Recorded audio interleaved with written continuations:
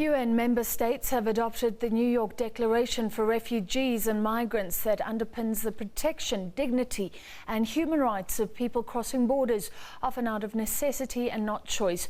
UN Chief Ban Ki-moon called the summit a breakthrough in the world's collective response to addressing the challenges posed by human mobility. Addressing that summit, President Jacob Zuma pointed to underdevelopment as a key driver of the displacement of people, while he blamed international intervention in Libya as a major factor giving rise to the refugee problems currently being experienced in Europe. That the Assembly wishes to adopt draft resolution, it is so decided. A fresh undertaking to better deal with one of the world's greatest humanitarian challenges. Millions of people on the move, many forcibly, as the UN transitions towards an era of greater burden sharing among states. South Africa recognizes that in order to adequately address this challenge, we must address its root causes. Underdevelopment is a key driver of the displacement of people, and in turn can lead to armed conflict.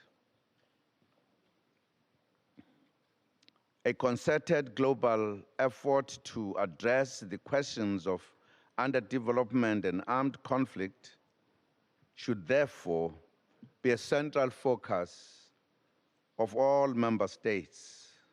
Despite the headline-grabbing mass migrations and refugee flows to Europe, President Zuma cautioned against leaving equally deserving refugees and migrants elsewhere in the world off the global radar. He referred to vast numbers of refugees in sub-Saharan Africa and told his audience that South Africa was the single largest recipient of asylum seekers in the region. And as he's done here many times before, he used the example of Libya to make a different point.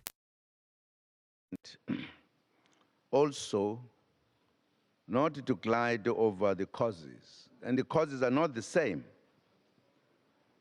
I'm sure you will remember that before the problems in Libya, North Africa was at peace with itself.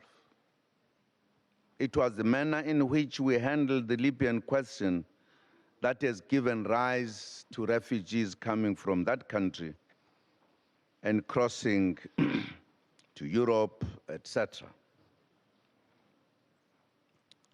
I think that says to us, we must therefore, whenever we take action where there are problems or brewing problems, think very carefully and look at what could be the consequences of such actions. The declaration begins a 24-month process to develop two comprehensive compacts, one on refugees and another on migration, that member states will sign up to in 2018. The summit continues.